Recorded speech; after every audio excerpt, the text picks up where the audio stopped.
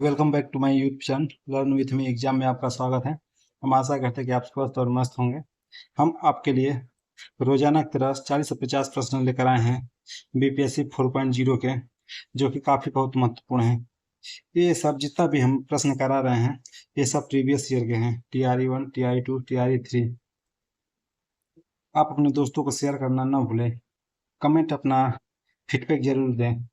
चलिए, अब तक हम लोग 301 प्रश्न पढ़ चुके हैं। आइए हम लोग यहाँ से आज का सेशन स्टार्ट करते हैं। रामसर सम्मेलन किसके संरक्षण से जुड़ा है? शुष्क भूमि या आर्द्र भूमि, वन, उपयुक्त में से एक से अधिक या इनमें से कोई नहीं? रामसर सम्मेलन किसके संरक्षण से जुड़ा है? सभी साथी उत्तर देने का प्रयास करेंगे। इसका ऑप्शन नंबर बी सही होगा, आर्द्र भूमि, जो कि रामसर सम्मेलन आर्द्र भूमि से संरक्षण है। रामसर सम्मेलन आर्द्र भूमि के संरक्षण से संबंधित है। यह संधि 2 फरवरी 1971 में ईरान शहर के रामसर में हुई थी, इसलिए इसे रामसर संधि के नाम से जाना जाता है। भारत में इस संधि पर 1 फरवरी 1982 में हस्ताक्षर हुए थे। चलिए अगला प्रश्न, ये देख सकते हैं कि बिहार बीपीएससी स्कूल टीचर 2023 में पूछा गया, सेकंड पेपर सेकंड शिफ्ट में पूछा गया है। अगला प्रश्न, निम्नलिखित में से कौन सा शुष्कातारंभी अनुक्रम में अग्रामी प्रजाति के रूप में कार्य करता है या करती है? लाइकेन, मनुष्य, जड़ी बूटी, उपयुक्त में से एक से अधिक या इनमें से कोई नहीं? जल्द से जल्द सभी साथी उत्तर देने का प्रयास करें। इसका ऑप्शन नंबर कौन सा सही होगा? इसका ऑप्शन नंबर ए सही होगा, लाइकेन, जो कि सूखे का प्रतीक है। ये लाइकेन ऐसी प्रजाति है जो कि शुष्क प्रारंभिक अनुक्रम में अग्रमी प्रजाति के रूप में लाइकेन कार्य करती है। लाइकेन वायु प्रदूषण के प्रति संवेदनशील होते हैं।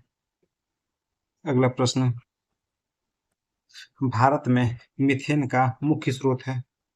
मीथेन भारत में मुख्य स्रोत मीथेन का क्या है? गेहूं का खेत, गन्ने का खेत, गन्ने का खेत या धान का खेत, उपयुक्त में से एक से अधिक या इनमें से कोई नहीं? कौन सा इसमें सही होगा? इसका ऑप्शन नंबर धान का खेत, मतलब कि CH4 धान के खेत में बहुत ही ज्यादा पाए जाते हैं, जो कि पशु चुगाली करते हैं, उसमें भी जो उनका मुंह से निकलता है हवा, वो भी CH4 के सब है। धान की खेती मीथेन का मुख्य स्रोत है, क्योंकि मीथेन के अतिरिक्त तेल, कोयला और गैस के निष्कासन या प्रसंस्करण की प्रक्रिया के दौरान जीवाश्म ईंधन के दोहन के माध्यम से निकलता है। अगला प्रश्न, SO2 सल्फर डाइऑक्साइड प्रदूषण सूचित होता है, क्या सूचित करता है? आर्किड द्वारा, मैंग्रोव द्वारा या लाइकेन द्वारा, उपयुक्त में से एक से अधिक या इनमें से कोई नहीं? कौन सा सही होगा? इसका ऑप्शन नंबर सी सही होगा, लाइकेन द्वारा, जो कि अभी पूछा था लाइकेन से संबंधित प्रश्न। शुष्कारंभ भी ऐसे ही कुछ पूछा था ना, उसी संबंधित ये भी, जो कि SO2 जब प्रदूषित ज्यादा हो जाता है खेत में, तो लाइकेन के द्वारा हम उसे पहचान सकते हैं कि यहाँ प्रदूषित हुआ है। SO2 उत्सर्जन वायु प्रकार SO2 वायु प्रदूषण का एक महत्वपूर्ण कारक है, जो वायुमंडल की इसकी सांद्रता अधिक होने पर सल्फर के ऑक्साइड का निर्माण होता है। अगला प्रश्न, सलीम अली पक्षी अभयारण्य स्थित है? ये भी प्रश्न काफी रिपीट होता रहता है। उत्तर प्रदेश, मध्य प्रदेश, बंगाल, पश्चिम बंगाल, उपयुक्त में से एक से अधिक या इनमें से कोई नहीं? सलीम अली पक्षी अभयारण्य कहाँ स्थित है? सभी साथी उत्तर देने का प्रयास करेंगे।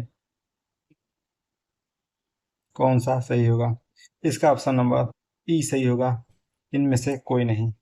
सलीम अली पक्षी अभयारण्य ये कहाँ पर स्थित है? ये अभयारण्य गोवा में स्थित है।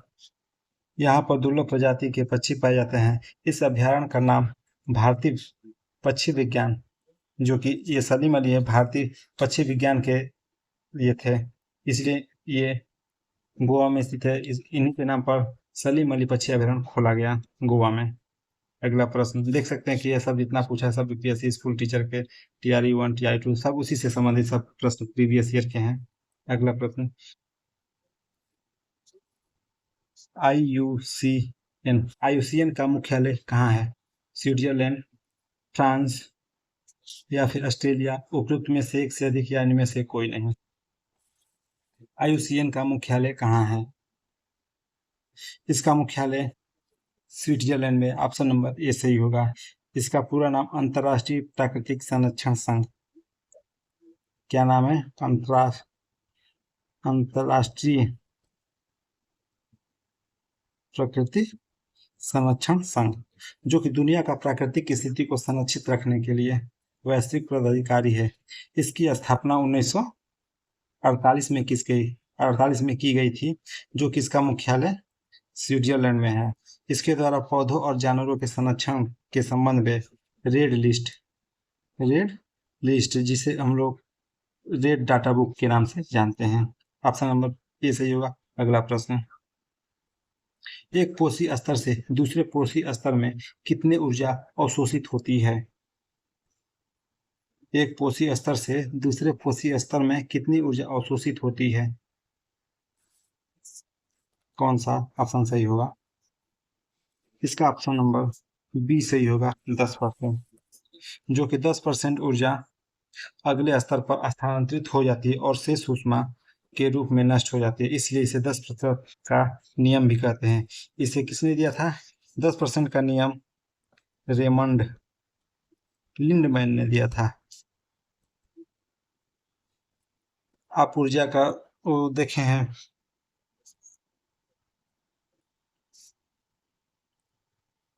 जैसे आप सभी लोगों ने दिया है, इसमें से जाता है इसमें से यहाँ पे 10% की खपत, यहाँ पे 10% की, फिर यहाँ पे 10% की खपत। अगला प्रश्न, स्वमूल किसमें पाए जाते हैं? जलोद्भिद में माफी चाहते हैं। स्वमूल किसमें पाए जाते हैं?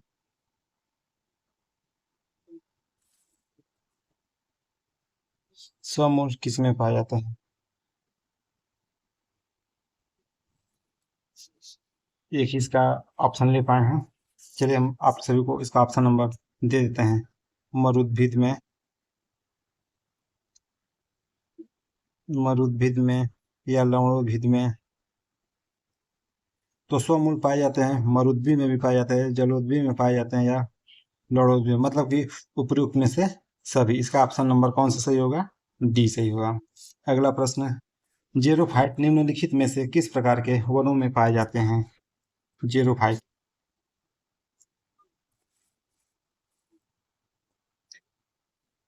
या कहाँ पाए जाते हैं जेरोफाइट? पर्वतीय वन, आर्द्र पर्णपाती वन, मरुस्थलीय वन? उपयुक्त में से एक से अधिक यानी में से कोई नहीं। जेरोफाइट, इसका ऑप्शन नंबर सी सही होगा, मरुस्थलीय वन। जेरोफाइट वे पौधे होते हैं जो बहुत ही शुष्क स्थानों में जीवित रहने की सक्षम हैं। वे ये रेगिस्तान आमतौर पर ये रेगिस्तान में पाए जाते हैं। अगला प्रश्न, झुग्गी बस्तियों को किस नाम से जाना जाता है? सिक्वल लैंड या सैंटी टाउन? अनौपचारिक बस्तियां या उपयुक्त में से एक से अधिक या इनमें से कोई नहीं। झुग्गियां, जो झुग्गी बस्तियां हैं उनको किस नाम से जानते हैं? इसका ऑप्शन नंबर कौन सा सही होगा? सभी साथी उत्तर देने का प्रयास करेंगे। इसका ऑप्शन नंबर डी सही होगा, उपयुक्त में से एक से अधिक। यह बस्तियां अनौपचारिक बस्तियां होती है जो कि कहीं पर बनाया जा सकता है तथा इसे कानूनी स्वामित्व या प्राधिकरण के बिना भूमि पर कहीं भी आप इसका निर्माण कर सकते हैं। इन बस्तियों में अक्सर बुनियादी सुविधाएं और बुनियादी ढांचे तक नहीं पहुंचते। जैसे आप सभी लोग देखें कहीं ना कहीं चौराहे माफ चाहते हैं, सड़क के किनारे ऐसे झुग्गियां बनाई रहती है, उसमें काफी लोग निवास करते हैं।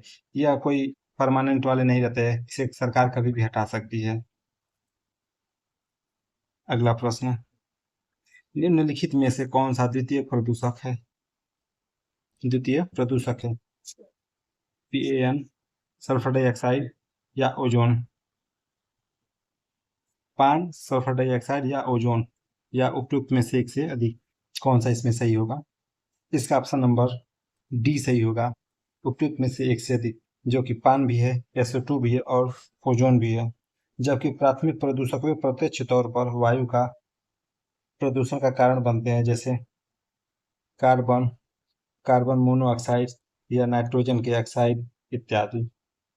अगला प्रश्न, पारिस्थितिकी तंत्र में ऊर्जा प्रवाह का 10% नियम किसने दिया था?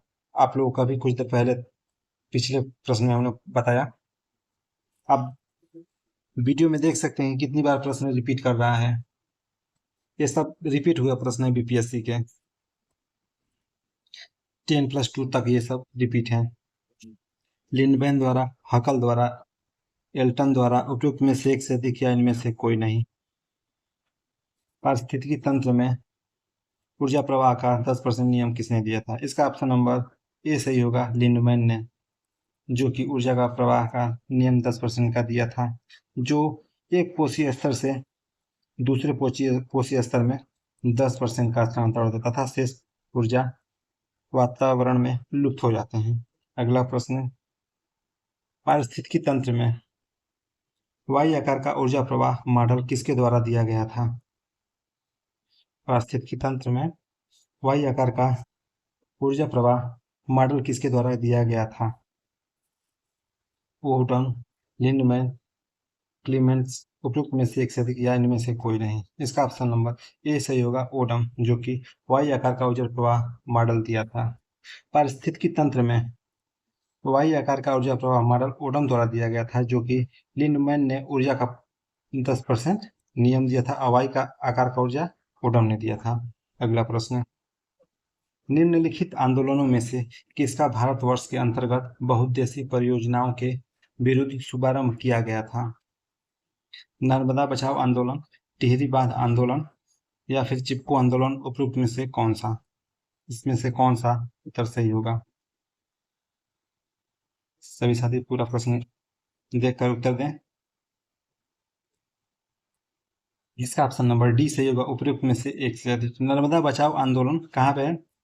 ये कहाँ पे हुआ था? एमपी में। और टिहरी बांध आंदोलन और चिपको बांध आंदोलन भारतवर्ष के अंतर्गत बहुउद्देशीय परियोजना के विरुद्ध शुभारंभ किया गया था। नर्मदा बचाओ आंदोलन, जो कि गुजरात में दामोदर सरोवर बांध नर्मदा नदी में बनाए जाने के कारण सबसे बड़ा बांध के लिए किया गया था विरोध, जो कि नर्मदा बचाओ आंदोलन की शुरुआत 1985 में मेघा पाटेकर और बाबा आमटे ने की थी। अगला प्रश्न, मेथेमोग्लोबिनेमिया निम्नलिखित में से किससे दूषित पानी पीने के कारण होता है? Nitrate, cadmium, phosphate? उपयुक्त में से एक से अधिक या इनमें से कोई नहीं। मेथेमोग्लोबिनेमिया, माफी चाहते हैं, मेथेमोग्लोबिनेमिया निम्नलिखित में से किसके दूषित पानी पीने के कारण होते हैं? Nitrate, cadmium, phosphate? उपयुक्त में से एक से अधिक या इनमें से कोई नहीं। इसका ऑप्शन नंबर कौन सा सही होगा? इसका ऑप्शन नंबर ए सही होगा, नाइट्रेट, जो कि उच्च पानी और सब्जियों के सेवन से नाइट्रेट युक्त रसायनों के संपर्क में आने से हमें यह बीमारी हो जाती है। अगला प्रश्न, परितंत्र में ऊर्जा का प्रवाह क्या होता है? बहुदिशीय, एक दिशीय, त्रिदिशीय? उपयुक्त में से एक से अधिक या इनमें से कोई नहीं। कौन सा ऑप्शन सही होगा? इसका ऑप्शन नंबर बी सही होगा, एक दिशीय, जो कि ऊर्जा परितंत्र में ऊर्जा का प्रवाह हमेशा एक दिशीय होता है। परितंत्र में ऊर्जा का प्रवाह एक दिशीय होता है तथा इसमें सौर ऊर्जा एक ही ऊर्जा का एकमात्र स्रोत है। प्रकाश संश्लेषण द्वारा पादप सूर्य की विकिरण ऊर्जा का प्रयोग करके अकार्बनिक पदार्थों से खाद्य पदार्थ अपने लिए निर्माण करते हैं। निम्नलिखित में से कौन सा परितंत्र का संगठक है? जंतु, पादप, सूक्ष्म जीव? उपयुक्त में से एक से अधिक या इनमें से कोई नहीं। ये देख सकते हैं कि सब बीपीएससी का पूछा हुआ प्रश्न है। परितंत्र का संगठक है इसमें से कौन सा सही होगा?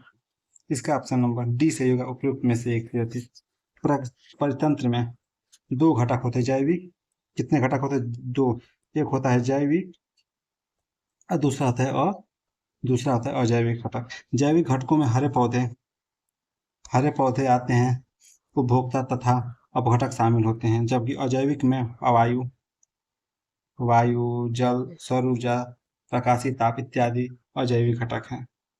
अगला प्रश्न है, निम्नलिखित में से कौन सा एक अजैविक कारक नहीं है? देखिए उसमें जैविक पूछा था, इसमें उसी का उल्टा पूछ दिया। उसी में देख लिए, ये 3 ये बीपीएससी स्कूल टीचर ने पूछा है, ये 3.0 में पूछ दिया है। मतलब कि उसमें जैविक पूछा, इसमें अजैविक पूछ दिया।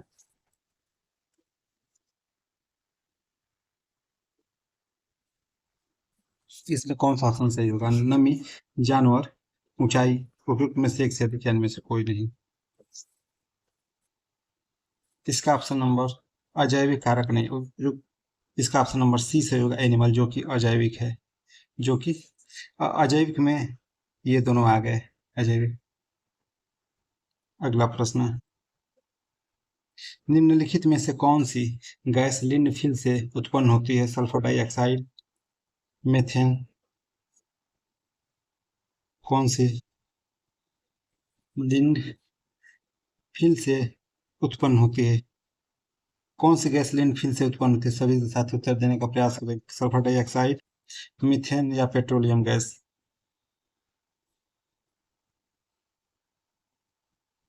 इसका ऑप्शन नंबर सी से होगा, मीथेन। इसका सूत्र क्या है? CH4, जो कि लिंडफिल अवशिष्ट पदार्थों के दफनाने के लिए बनाए गए गैर बायोडिग्री गैर बायोडिग्रेडेबल कचरे से एक वास्तविक भंडारण क्षेत्र है, जिसके प्राकृतिक रूप में बैक्टीरिया द्वारा गैस उत्पन्न होती है तथा कार्बन डाइऑक्साइड, मीथेन, नाइट्रोजन और हाइड्रोजन सल्फाइड लिंडफिल गैस है। सभी साथी को, ये सभी जितने भी गैस लिखाए हैं सभी लिंडफिल से उत्पन्न होते हैं, carbon dioxide, methane, nitrogen, hydrogen. अगला प्रश्न, सभी साथी उत्तर देने का प्रयास करें जल्दी से जल्दी। निम्नलिखित में से कौन जंगल में आहार श्रृंखला का प्रतिनिधित्व करता है? आपकी दिनचर्या में हमेशा आप देख सकते हैं अपने गांव मोहल्लों में। इसी प्रकार उसी तरह क्वेश्चन भी पूछ दिया है। कौन सा जंगल में आहार श्रृंखला का प्रतिनिधित्व करता है? ऑप्शन ए पादप, हिरण, शेर, पादप, मेढक, सांप, पादप, खरपतवार, मछली, एक से अधिक या इनमें से कोई नहीं। कौन सा ऑप्शन सही होगा? इसका ऑप्शन नंबर ए सही होगा, पादप, हिरण, शेर। जबकि पादप मतलब प्लांट, पौधे होते हैं। पादप मतलब पौधे को कौन खाता है? हिरण खाता है, हिरण को शेर खाता है। अगला प्रश्न, निम्नलिखित में से कौन एक खाद्य श्रृंखला का निर्माण करता है? घास, वही पूछ दिया, उसी के विपरीत, मतलब सीधा सा वही है जैसे अभी आपको बताए हैं। घास, हिरण और बाघ, घास, मछली और गाय, घास, खरगोश और हाथी, इनमें से कौन सा सही होगा? खाद्य श्रृंखला से ये भी प्रश्न पूछा है। इसका ऑप्शन नंबर देखिए, घास को कौन खाएगा? हिरण को खाएगा बाघ। जिसमें घास को, उसमें प्लांट था जो, उसे क्या लिखा गया था? उसे पादप। देखिए बस शब्द का बस फेर बदल किया है कम। अगला प्रश्न, पर्यावरण में प्लास्टिक की क्रिया द्वारा विघटित नहीं होगा, इसमें कौन सा ऑप्शन सही होगा? प्लास्टिक प्रक्रिया द्वारा विघटित नहीं होगा, जीवाणु, मृतोपजीवी, परजीवी या इनमें से कोई नहीं। इसका ऑप्शन नंबर कौन सा सही होगा? इसका ऑप्शन नंबर ए सही होगा, जीवाणु। आज का यही लास्ट प्रश्न था। तब तक के लिए हमारे चैनल पर धन्यवाद।